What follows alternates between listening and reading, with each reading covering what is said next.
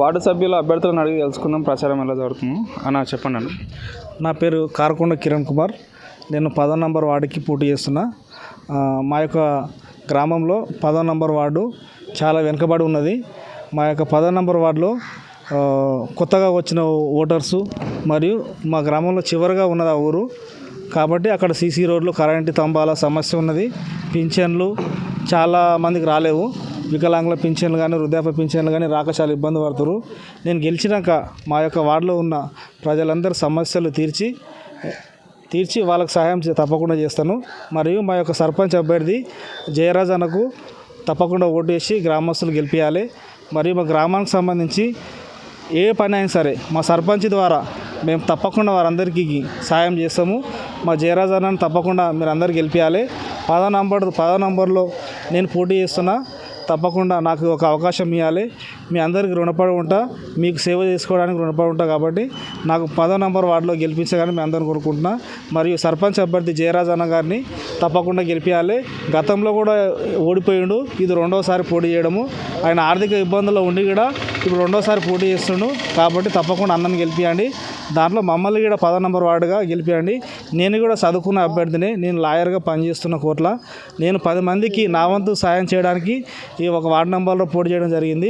కాబట్టి నేను చదువుకున్న వ్యక్తిగా ఈ ప్రజలకు, మా యొక్క గ్రామానికి, వార్డుకి సేవ చేయడానికి ఈ యొక్క నామినేషన్ వేయడం జరిగింది. కాబట్టి తప్పకుండా నాకు ఒక చిన్న అవకాశం కల్పిస్తారని నా తరపున, మా సర్పంచ్ అభ్యర్థి తరపున వేడుకుంటూ సెలవు తీసుకుంటున్నా. Thank you.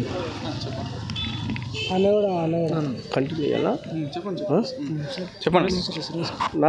నా పేరు రవికుమార్. నేను ఫస్ట్ వార్డు మెంబర్గా నించుంటున్నాను.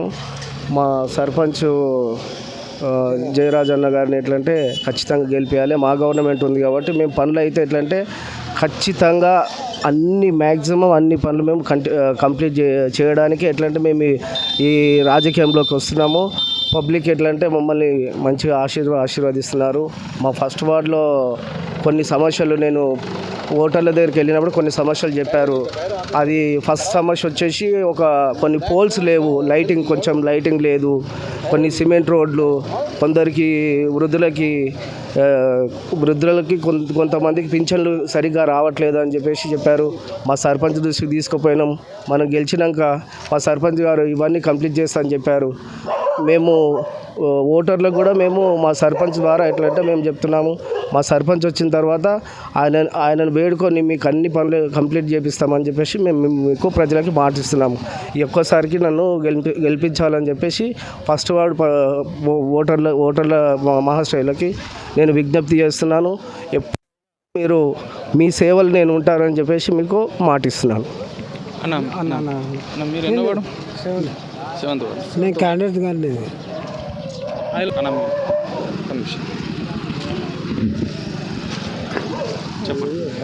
శ్రీత గౌరవనీయులైన ఇప్పుడు ఉన్నటువంటి ప్రభుత్వంలో మాకు ఎస్సీ కమ్యూనిటీకి మా అమడాపూర్ గ్రామంలో సర్పంచ్ ఎన్నికలలో ఎస్సీ సభ్యులకు వచ్చింది జనరల్గా. కాబట్టి దాని తరఫున నేను ఒక వార్డు మెంబర్, మా మమ్మీ ఉన్నది నిలబడ్డది.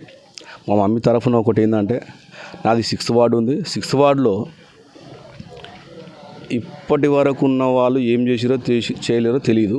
కానీ నేను వార్డు మెంబర్ల ఓటర్ల దగ్గరికి వెళ్తే వాళ్ళు ఒకటే చెప్పారు, ఏమనంటే మాకు కొన్ని సమస్యలు ఉన్నాయి, ఆ సమస్యలన్నీ క్లియర్ చేయడానికి ప్రతి ఒక్క ఓటర్ను నేను మరీ ఇంటికి వెళ్ళి అడగడం జరిగింది. వాళ్ళు ఏం చెప్పారంటే, మాకు ఇలాంటి సమస్య ఉంది, ఇంతకుముందుకు ఉన్నటువంటి ప్రభుత్వంలో మాకు ఇలా జరిగింది, దానివల్ల మాకు ఇప్పుడు ఇది కావాలని. అంటే ప్రతి ఒక్కరికి నేను అది చేసి నిరూపించడానికి ఉన్నటువంటి ప్రభుత్వంలో నేను చేయడానికి మా మమ్మీని నిలబెట్టిన. 6th వార్డులో ఎస్సీ ఉమెన్ వచ్చింది కాబట్టి. ఇంకొకటి ఏంటంటే, జయరాజ్ అన్న అని మా అన్ననే గతంలో 3 సార్లు నుంచి పోటీ చేసుకుంటూ వస్తున్నాడు. అతన్ని ఒకసారి డ్రాప్ చేపిద్దామని చెప్పి ఆలోచన చేసిన విధంగా మళ్ళీ వార్డు మెంబర్గా నిలబడ్డాడు. గతంలో చేయడం జరిగింది, చేసిన తర్వాత ఓడిపోవడం జరిగింది. ఇప్పుడు ఫైనల్గా వచ్చింది. అప్పుడు జనరల్లో ఉండే కాబట్టి అప్పుడు గెలవలేడు. ఇప్పుడు కంపల్సరీ మేమందరం తోడుగా నీడగా ఉండి అన్నను గెలిపించుకొని, అన్నతో మేము ఉన్నటువంటి ప్రభుత్వం మనదే కాబట్టి అన్ని పనులు చేయడానికి ముందుకొస్తాము. ఇప్పుడు మా ఉన్నటువంటి 6th వార్డులో ప్రతి ఒక్క సమస్య నాకు ముందుకొచ్చి చెప్పడం జరిగింది. దానివల్ల వారికి ఒక్కొక్కటి క్లియర్ నన్ను గెలిపించిన తర్వాత క్లియర్ చేయడం జరుగుతుంది. దానికి నేను ఇప్పుడు ఉన్నటువంటి ప్రభుత్వం తరపున నేను ఇక్కడ వరకైనా దేనికైనా సాధించి వారందరికీ ప్రతి ఒక్కటి వాళ్ళు అడిగిన ప్రతి ఒక్క మాటకు నేను నిలబెట్టుకుంటానని నా మనస్ఫూర్తిగా చెప్తున్నాను. ఇంకొకటి ఏంటంటే ఇందిరమ్మ ఇండ్లున్నాయి ప్రతి ఒక్కరికి ఇచ్చింది. వాటిని ఇందిరమ్మ ఇండ్లున్నాయిగా ప్రతి ఒక్కరికి ఇచ్చింది కదా. ఇప్పుడు లేని వారికి మరీ వెతికి లేని వారికి ఇస్తామని మా జయరాజన తరఫు నుంచి మేము చెప్తున్నాం.